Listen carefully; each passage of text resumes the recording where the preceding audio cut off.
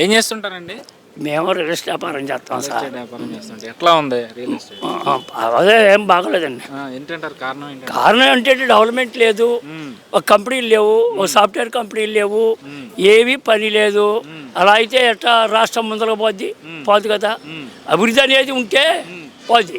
మళ్ళీ వెళ్ళి 5-6 కంపెనీలు పెట్టాడు చంద్రబాబు గారు, అయ్యి ఏం చేయలేదు. అమరావతి అక్కడ 1800 గజాలు ఎత్తానని చెప్పి అమరావతి అక్కడ కట్టకుండా 3 రాజధానులు అంటున్నాడు. 3 రాజధానులు ఎలా అవుతాయి? అన్నీ అనుకూలంగా ఉంటే అభివృద్ధి అనేది వస్తాయి. అది మా విషయం అండి. 3 రాజధానులు అవసరం లేదంటారు? అవసరం లేదు సార్. 3 రాజధానులు నువ్వు కూడా ఒప్పుకున్నావుగా ఎలా? అది అనేది నువ్వు 3 రాజధానులు అని నువ్వు మేనిఫెస్టోలో పెట్టి నువ్వు వెళ్ళలేదుగా. ఒకే రాజధాని అని పెట్టావు, నువ్వు పోయావు. ఇప్పుడు 3 రాజధానులు అంటే ఏది అవుతావు. ఒక సాఫ్ట్వేర్ కంపెనీ రాదు, వచ్చే పార నుంచి ఇతర దేశాల నుంచి కూడా ఎవడు రాడు, వెళ్ళిపోతున్నాయి. కంపెనీలు కంపెనీలే తీసేసాం, ఇంకెట్లా అభివృద్ధి అయితే? అది మా విషయం. అంటే మరి ప్రభుత్వం చూస్తేనేమో సంక్షేమాల మీద ఎక్కువ, సంక్షేమ పథకాలు ఏదో పెద్దవాళ్ళకి పింఛనని, మంచని, రైతుకని అలాంటివి చేయాలి. ఇక అందరికీ సంక్షేమ పథకాలు 100 పెట్టానంటే మరి ఏం చేయగలుగుతున్నావు? ఒక రోడ్డు వేయగలుగుతున్నావా? ఒక కాలువ కడుతున్నావా?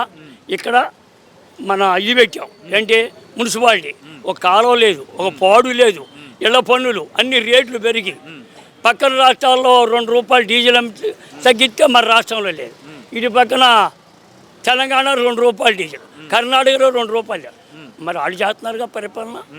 అది సమస్య మాకేమో. అంటే ఇక్కడ రియల్ ఎస్టేట్కి సంబంధించి కూడా చంద్రబాబు టైంలో బాగుపడిందంతా రియల్ ఎస్టేట్ వాళ్ళే అని చెప్పి విమర్శలు చేస్తూ ఉన్నారు కదా, వాళ్ళకి ఏం చెప్తారు? చంద్రబాబు టైంలో రియల్ ఎస్టేట్ బాగుంది, రోడ్లు బాగున్నాయి, అన్నీ బాగున్నాయి. అసలు డెవలప్మెంట్ చేస్తేగా నీకు రోడ్డు తెచ్చేనేగా, ఈ రోడ్డు తెచ్చేనేగా నీకు డెవలప్మెంట్ వస్తుంది. అక్కడ డెవలప్మెంట్ చేయగా బిల్డింగ్ కడతావు. ఇసుక ఎంత అమ్ముతుంది? ఇసుక బోడంత రేటు, బిల్డర్లే అంటున్నారు బోడంత రేట్లు అయింది. దానివల్ల కొనేవాడు కూడా సామాన్యుడికి కొనలేకపోతున్నాడు. అది సమస్య. సో మరి ఈ ఎన్నికల్లో ఎంతవరకు మార్పు అవకాశం ఉందంట? మార్పు అవకాశం ఉంది, సమస్య లేదు. నాకు తెలిసినంత మార్పు ఖచ్చితంగా ఉంటుందంట. ఉంటుంది. సో మరి ఇప్పుడు ఈ కూటమిని ఎట్లా చూస్తారు? ఎన్డీఏ కూటమి బాగానే ఉంటుంది, ఇబ్బందులు ఏమి లేదు. వాళ్ళు ఏమన్నా కొద్ది సమస్యలు ఉంటే చదువుకొని ముందరికి వెళ్తారు, భయం లేదు.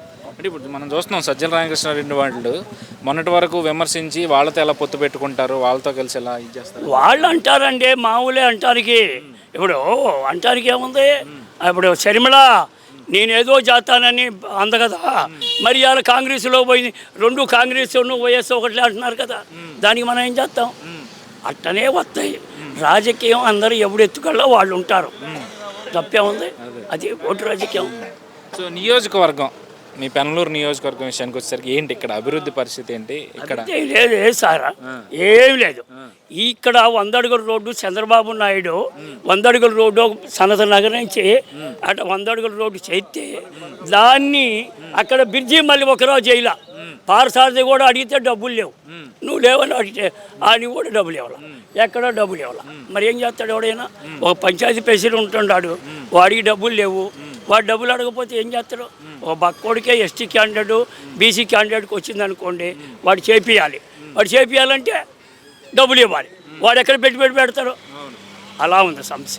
మరి టికెట్ మీద కూడా రచ్చ నడుస్తూ ఉంది తెలుగుదేశం. ఇవన్నీ మామూలు అండి. టికెట్ ఎవరు కూడా ఇస్తారు 4-5 రోజులు వచ్చి ఎవరికో ఇస్తాడు చంద్రబాబు. ఎవరికి ఇచ్చినా గెలిచే అవకాశం ఉందంటారా? ఓన్లీ బోడే ప్రసాద్?